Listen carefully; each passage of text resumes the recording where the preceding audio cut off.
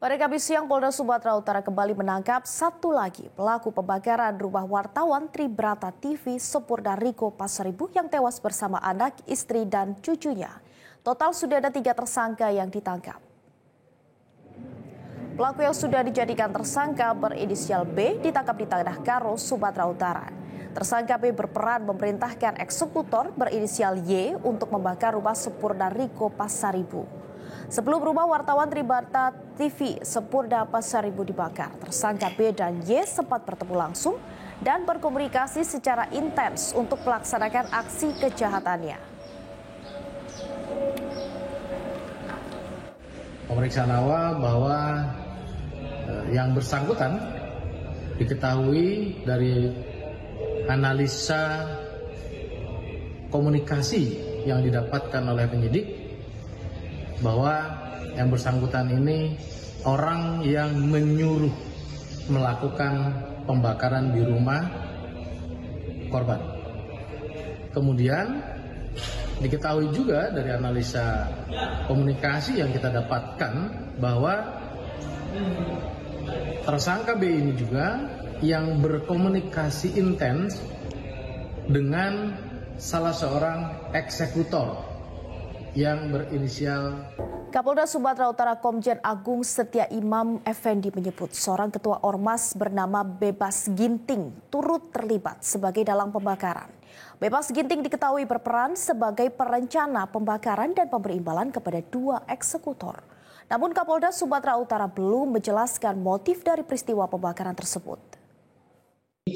Beberapa hari ini kita menguatkan bukti-bukti bahwa kemudian saudara B juga terlibat, di mana peran saudara B adalah pihak yang memberikan perintah terhadap saudara R dan saudara Y.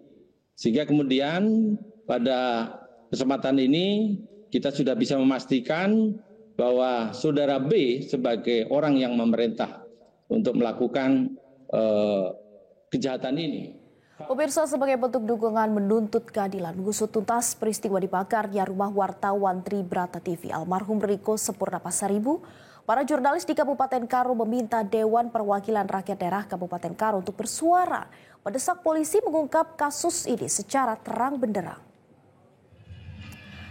Aliansi Jurnalis Karo Bersatu mendatangi gedung Dewan Perwakilan Rakyat Kabupaten Karo, meminta DPRD Kabupaten Karo untuk berani bersuara, mendesak polisi mengungkap kasus ini secara terang-terangan. Pasalnya, sampai saat ini DPRD Kabupaten Karo dinilai diam dengan peristiwa ini. Karena itu para jurnalis memberikan tuntutan secara tertulis kepada DPRD Kabupaten Karo sambil membawa spanduk dan poster. Dalam tuntutannya, mereka juga mendesak DPRD Kabupaten Karo agar segera menggelar rapat dengar pendapat dengan para jurnalis. Aksi para jurnalis dan elemen masyarakat ini dikawal oleh petugas kepolisian dari Polres Tanah Karo dan Satpol PP Kabupaten Karo. Mereka berharap kasus ini bisa diungkap secara terang benderang karena peristiwa ini dinilai terjadi dari rentetan pemberitaan mengenai lapak judi.